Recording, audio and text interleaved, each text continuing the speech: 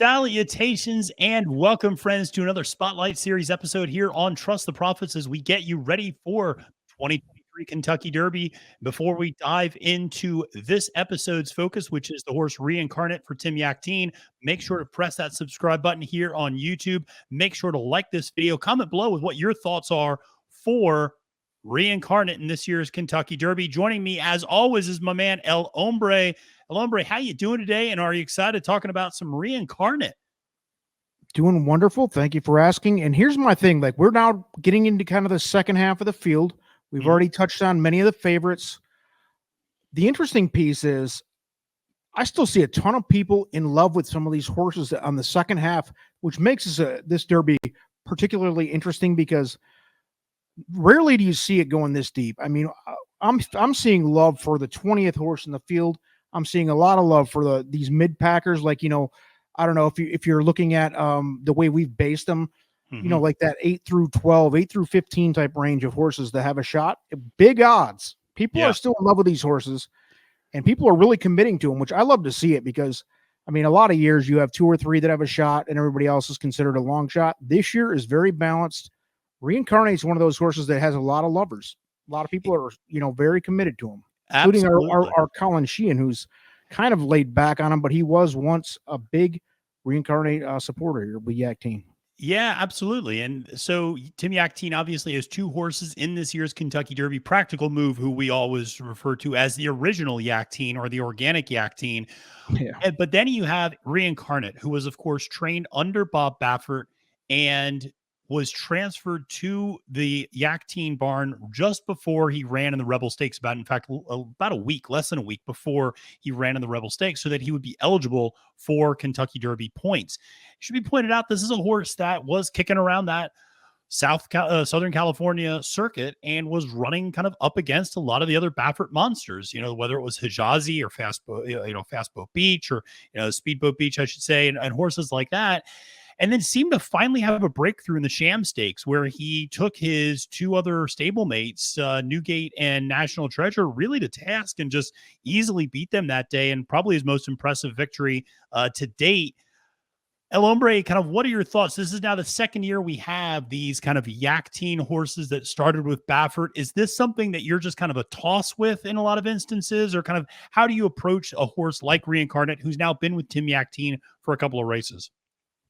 I don't think it's personal with Yakteen. I just think the California circuit's really weak the last couple of years, and I would say that with a kind of a tempered enthusiasm, because I think a little, like maybe 4 weeks ago, there was a couple other horses in the California scene that are no longer on the trail. Go Rocket Ride for one.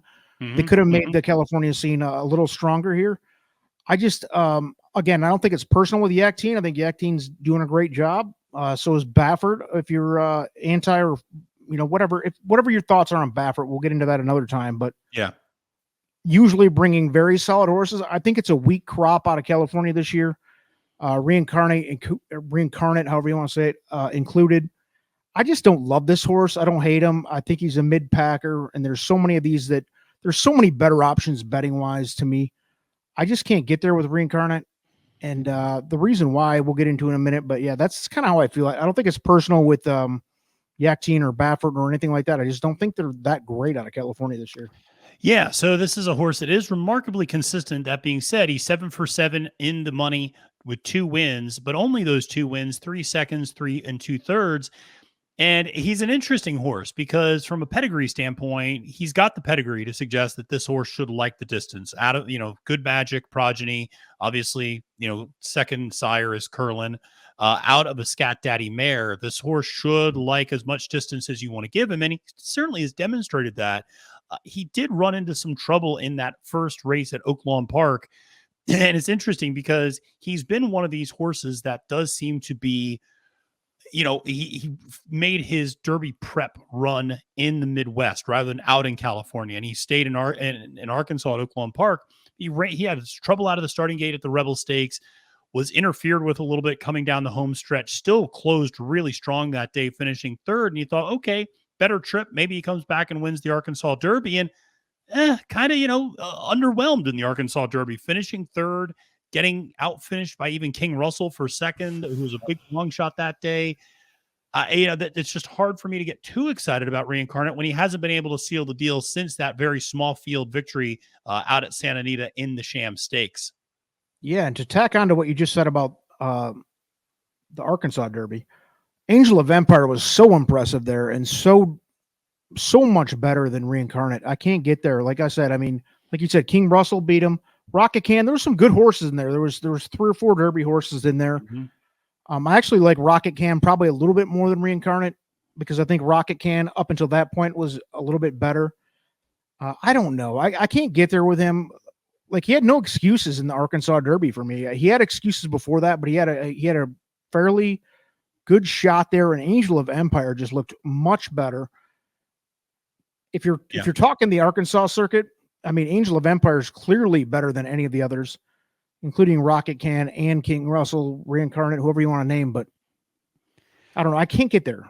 I mean, Angel of Empire looked absolutely better than the rest of them. He did. And Angel Empire is also a horse that you figure is going to like even more distance as well. So it's not as if he was a horse that you go, well, maybe the 10 furlongs is kind of too far of a trip for him. And a horse like Reincarnate can kind of make up that ground that last furlong. I just don't see that happening necessarily. He is a horse. I think he's got a little bit of versatility, obviously, because of that terrible trip out at Oaklawn Park and the Rebel Stakes. This was a horse that previously had always been on or very close to the lead and was really kind of a need lead or pressing type of a horse.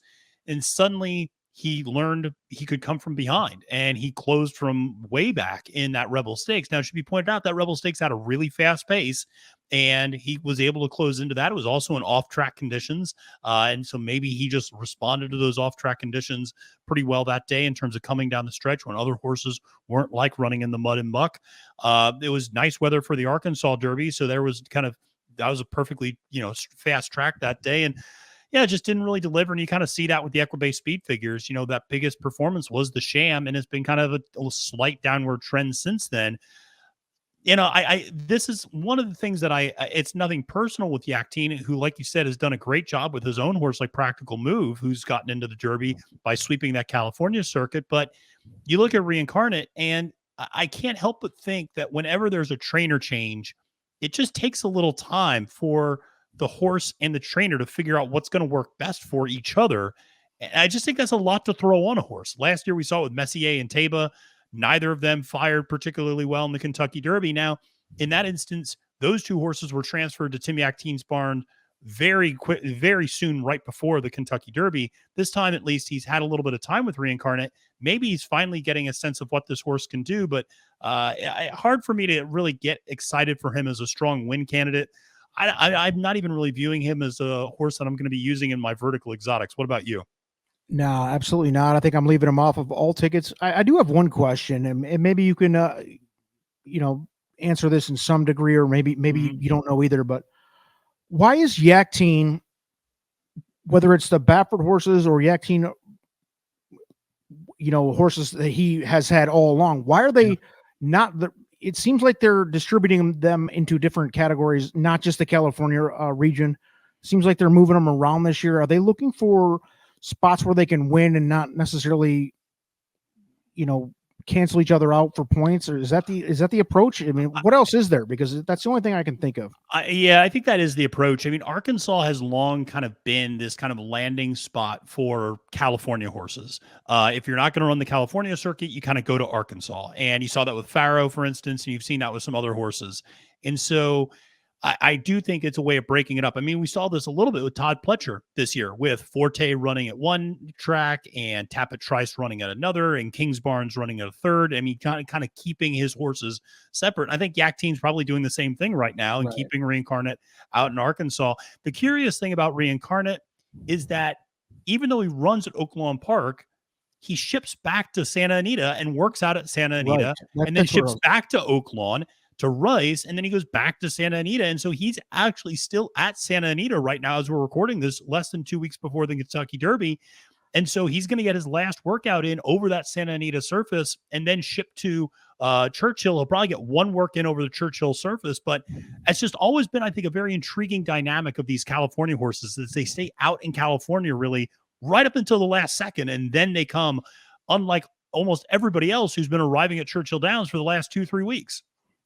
Insta toss for me, Matt. I think I think we're both kind of in lockstep on this one. I think I don't so. see it with Reincarnate. If you want to argue, I think the argument is how wide open this field is, which we've talked about time and time again, which this is awesome for that. I mean, if you like a horse like Reincarnate, you're going to get, I don't know, 40, 30 to 50 to 1 on a horse like this. I mean, he's going to be like your 12th choice on the betting, I think. So you'll love to see it if you like the horse. You do. You're going to get a price for sure. And if you disagree with us, hey, let us know in the comments below. We always like reading those. Like this video, subscribe to Trust the Profits. El Hombre, thanks so much. And remember, it's now post time.